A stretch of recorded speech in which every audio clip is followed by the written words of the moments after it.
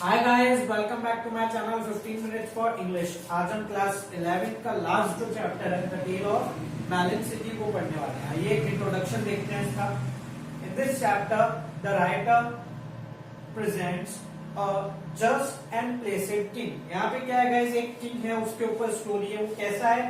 Just and Placid. ये दो word आपको यूज करने हैं। मीनिंग क्या है? जस्ट का मीनिंग है गाइस यहाँ पे कि जो राइट और रॉन्ग होता है वो उसके अकॉर्डिंग ही डिसीजन लेता है। अगर राइट है तो राइट, रॉन्ग है तो रॉन्ग। प्लेसिड का मीनिंग क्या है गाइस? वो बहुत जल्दी इरिटेट नहीं होता, बहुत जल्दी एक्साइट नहीं होता किसी चीज को लेके। आराम से धीरे समझता है चीजों को और फिर फैसले देता है।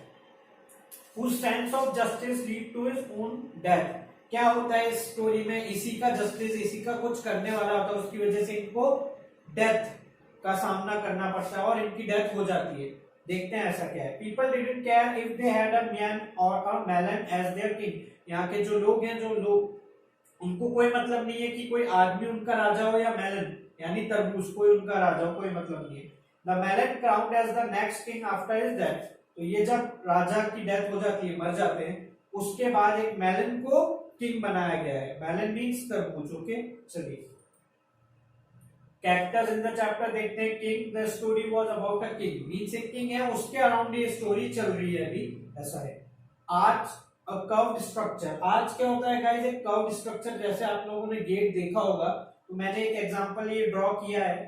तो ये तरीके का, इस तरीके का जो स्ट्रक्चर है उसको क्या बोलते हैं? आर्च बोलते हैं। आप समझ सकते हैं इसको और देख के समझ जाएंगे आर्च क्या है। चलिए समरी स्टार्ट करते हैं guys. There was a king who was known for his justice। एक किंग है, वो उसकी जस्टिस के लिए जाना गया, यानी वो जो फैसले लेता है उन चीजों के लिए।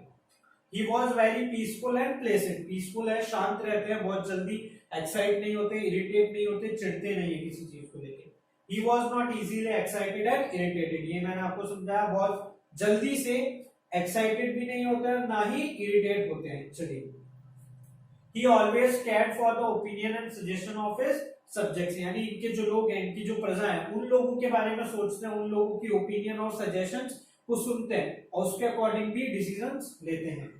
He was swayed by the mood of the people। ये एक चीज अच्छी नहीं है कि वो अपने डिसीजंस बदल लेते हैं लोगों की सुन के, जैसे लोगों का मूड होता है उस according. The king issued a proclamation। Proclamation का मीनिंग क्या है गाइस? एक इन्होंने राज्य के लिए कोई डिसीजन लिया है कि ये चीज यहाँ पे होनी चाहिए, तो किंग ने इशू किया है। And arch should be constructed. वो क्या चाहते हैं? एक आर्च बनाया जाए। That should serve as an entrance and a symbol of his triumphs. यानी वो आर्च क्या करेगा? इनका जो यहाँ से राज्य है, इनके जो हम क्या बोल सकते हैं, बाउंड्री, या वहां स्टार्ट हो रही है, वो वहां पे बनेगा और वो एंट्रेंस शो करेगा कि यहां से अब इस राज्य की सीमा स्टार्ट हो रही है। एंड वो क्या बताएगा? जो इन्होंने आज तक जीता है, जो भी लड़ाई जीती है, एक आर्च, एक सिंबल होगा इनके टर्म्स का। क्लियर है guys? The great arch must extend across the थॉरोफेयर of the city. पूरा जो सिटी है उसके वहां पे कंप्लीट बनना चाहिए। The site of the great arch should inspire and motivate people. उसको देख के, उस आर्च को देख के लोगों को इंस्पिरेशन मिलनी चाहिए और वो लोग मोटिवेट होने चाहिए कि वो क्या अच्छा बनाए चीज। The workman build the arch as it was ordered to be constructed by the king. जैसा किंग ने बोला था वैसा वर्कमैन, जो भी वहां पे काम कर रहे हैं लोग, उन्होंने एक आर्च बना दिया है। The arch was to low. बस एक चीज है, आर्च की जो हाइट है वो थोड़ी छोटी है, कम नीचे बनी है। Under the arch the crown of the king was banged of. जब किंग वहां से आते हैं तो क्या होता है? आर्च थोड़ा सा छोटा था, किंग की हाइट लंबी है, तो उनका जो सर है वो टकराता है और उनका जो क्राउन है वो टकरा के गिर जाता है। Signs of anger appeared on the calm face of the king। ये बात ही ऐसी है गाइस, क्योंकि ये एक तरीके से यहाँ पे बताया गया है कि जब उनका क्राउन जो गिरता है तो वो शाही बात होती है कि ये उनके शाही राज पे अच्छा नहीं है, तो वो इसलिए यहाँ पे जो किंग है वो क्या हो जाते हैं? गुस्सा होने लगते हैं और उनके फेस पे, जो उनका फेस हमेशा काम रहता है, उसमें एंगर शो होता है। The act was just a disgrace. यानी मैंने आपको समझा शर्म की बात है, तो उस वजह से इनको काफी गुस्सा आता है।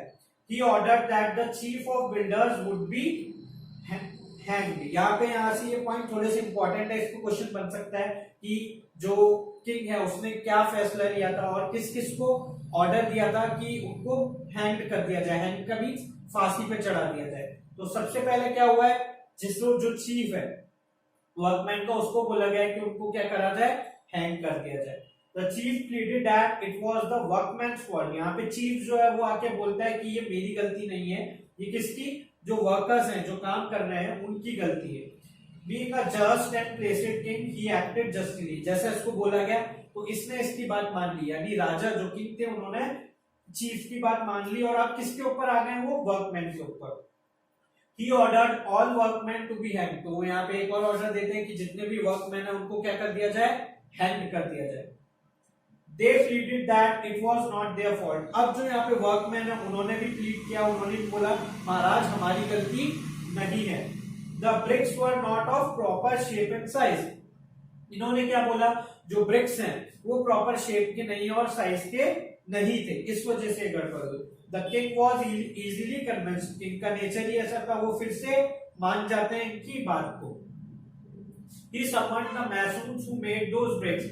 जो ब्रिक्स बनाते हैं उनको बोला गया मैसन्स, और उनको बुलाया जाता है और उनको बोला जाता है कि अब इनको फांसी दी जाए। The masons shifted the responsibility on the architect। जो जिन्होंने ब्रिक्स बनाई है उन्होंने क्या करा है, शिफ्ट कर दिया किसके ऊपर, आर्किटेक्ट के ऊपर, कि आर्किटेक्ट ने चीज सही नहीं करी है, मिस्टेक किसकी है, उसकी है। The architect was to be hanged. अब यहाँ पे राजा ने एक और डिसीजन दे दिया है कि आर्किटेक्ट जो है उसको क्या करा जाए, फांसी दी जाए, हैंग कर दिया जाए। ही प्लीडेड टू बी इनोसेंट। यहाँ पे जो आर्किटेक्ट है वो बोलता है कि मेरी भी गलती नहीं है महाराज।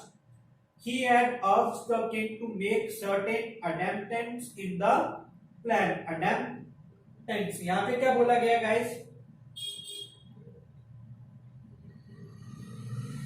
ओके देखिए इस पॉइंट को समझते हैं वापस।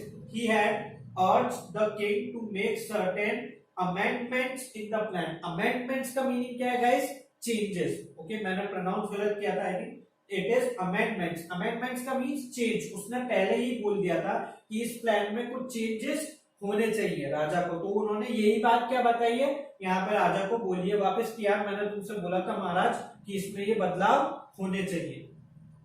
The king realise that the whole issue was quite tricky. King यहाँ पे सोचता है कि यार ये तो मामला टेढ़ा होता जा रहा है, काफी ट्रिकी हो रहा है। He needed council. तो उसको कोई ऐसा चाहिए जो बुद्धिमान हो, जैसे अकबर के यहाँ पे कौन थे, बीरबल और तेनालीराम आजकल चल ही रहा है, आप देखते हैं। तो the wisest man was found and brought to the royal court. तो वहां पे क्या करा गया, वाइसेस्ट जो सबसे बुद्धिमान था उसको ढूंढा गया और उसको कहां लेके आया गया, रॉयल कोर्ट में। ही डिसाइडेड और ही declared that the arch itself was the culprit. उसने क्या बोला कि भाई यहाँ पे और कोई नहीं, जो आर्च जो बना हुआ है आर्च है वही कौन है, कल्प्रिट है, वही गुनहगार है। So it must be hanged as it banged the crown off। तो यहाँ पे जिसको फांसी मिलनी चाहिए, किसको, आर्च को, उसने क्या करा है, रॉयल हेड को, और सॉरी क्राउन को क्या करा है, बैंग किया है। तो यहाँ पे फांसी किसको मिलनी चाहिए, किसको हैंग करना चाहिए, आर्च को। चलिए आगे देखते हैं। The arch was brought to the scaffold और टू बी हैंग्ड। जहां पे हम लोग क्या करते हैं, फांसी देते हैं, उस जगह पे आर्च को लेके आया गया है। Then a counsellor gave a new test to the whole drama. यहाँ पे एक काउंसलर है, यानी उनके जो मेंबर, जो पार्लियामेंट होती है एक तरीके से, जो राजा की सभा, उसमें से एक जना बोलता है, वो एक नया ट्विस्ट दे देता है। वो देखते हैं क्या है। He argued how a thing that touched the royal head could be hanged। यहाँ पे वो एक पॉइंट देते हैं कि जिस थिंग ने, जिस चीज ने रॉयल हेड को टच किया है, ओके, जिस चीज ने रॉयल हेड को टच किया उसको कैसे फांसी दे सकते हैं। The king agreed with that। king हमारे ऐसे ही हैं, वो फिर से इस बात को मान जाते हैं बड़ी easily. The crowd was watching the whole drama। जो वहां पे क्राउड थी, जो लोग थे, वो ये पूरा सब कुछ देख रहे थे। They were getting restless। वो लोग रेस्टलेस हो रहे क्योंकि उनको कोई ना कोई ऐसा चाहिए जो उनके सामने फांसी पर टंगा मिले, मीन्स उनको फांसी होते हुए देखनी है। The king judged the mood of the people and declared that the nation wants a hanging. King यहाँ पे लोगों को देखते हैं और सोचते हैं यार इनका मूड तो है क्या, फांसी देखने का। तो वो सोच रहे थे भैया किसी ना किसी को तो फांसी मिलनी चाहिए। A noise was set up somewhat high। noise का मीनिंग क्या है गाइस, फांसी का फंदा। तो वो एक थोड़ा सा ऊंचाई पर सेट किया गया था। ईच मैन वॉज मेजर्ड, एक एक करके सब लोग आए और वो मेजर करा गया, लेकिन किसी के गले में नहीं आ रहा था।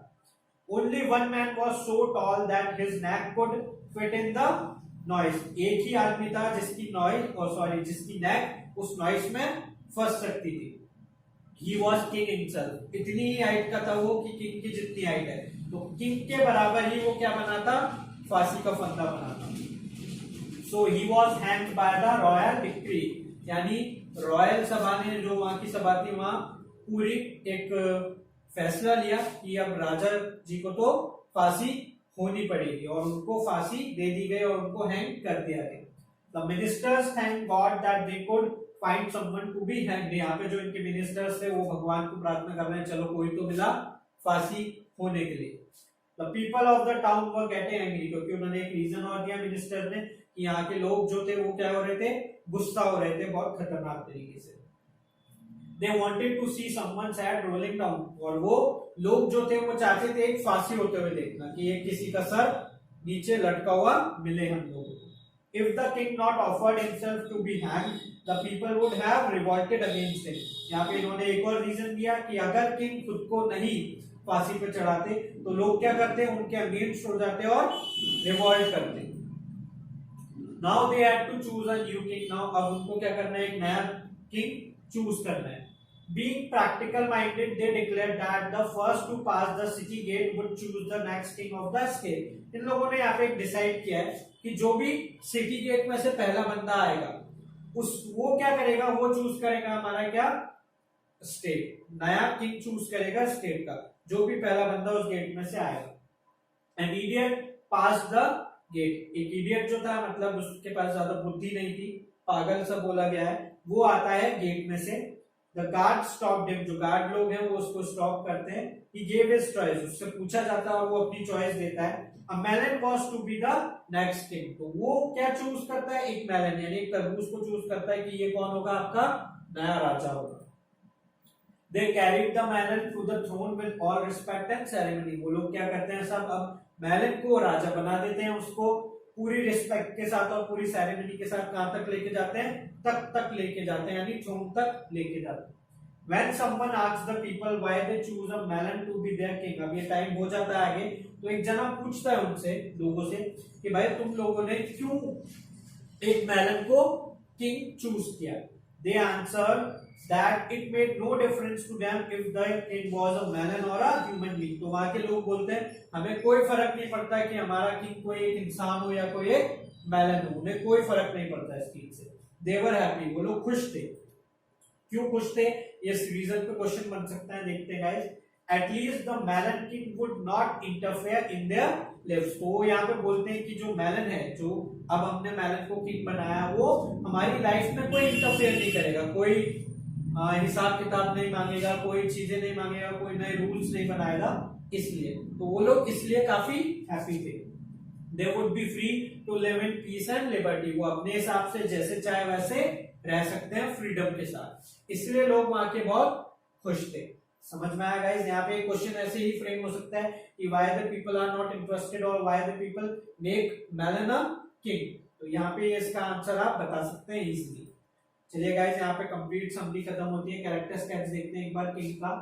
जस्ट एंड प्लेसेड, जस्ट का एंड प्लेसेड का मीनिंग मैं आपको समझा चुका हूँ, फिर भी देख लीजिए एक बार। जस्ट का मीनिंग क्या है, राइट और रॉन्ग देख के ही फैसला देना, और प्लेसेड का मीनिंग क्या है, बहुत जल्दी इरिटेट नहीं होना, बहुत जल्दी एक्साइटेड नहीं होना। ऑलवेज रिमेन्स एट काम, हमेशा अपना काम रखते हैं, ज्यादा गुस्सा नहीं करते। Care for the opinion and suggestions of the subjects, इनके जो लोग हैं, इनकी जो प्रजा है, उनके ओपिनियंस के और सजेशंस का भी ध्यान रखते थे। स्वेड बाय अदर्स ओपिनियन, एक अच्छा पॉइंट नहीं था कि वो हमेशा लोगों की ओपिनियन से चेंज हो जाते थे कि अच्छा उन्होंने बोला ये सही है तो हम ये करते हैं। चलिए एक इंपॉर्टेंट क्वेश्चन है गाइस, देखते हैं। Narrate the tale of the melon city in your words, और इन योर ओन वर्ड्स आप अपने हिसाब से पूरी जो स्टोरी है उसको डिफाइन करना है। तो आपको पूरा कंप्लीट बता देना है कि एक किंग थे, कैसे थे, उनके कैरेक्टर के बारे में बताना है। देन क्या हुआ, उन्होंने एक आर्च क्रिएट करने को बोला। देन उसके बाद क्या हुआ, आर्च में क्या प्रॉब्लम आई, वो स्मॉल बना। देन उन्होंने लोगों को एक एक करके ब्लेम करना और डिक्लेयर करना चालू किया कि इनको हैंग किया जाए, लेकिन वो लोगों की ओपिनियन से चेंज होते गए, और एट द एंड किंग को ही क्या कर दिया गया, हैंग कर दिया गया, और एंड में एक मेलन को न्यू किंग चूज किया गया। तो ये पूरी स्टोरी आपको यहाँ पे बतानी है इजी। चलिए गाइस, यहाँ हमारी वीडियो खत्म होती है। This is my mail ID, phone number and Instagram user name. For more videos guys, मेरे चैनल को लाइक कीजिए, सब्सक्राइब कीजिए एंड देखते रहिए 15 minutes for English. Thank you.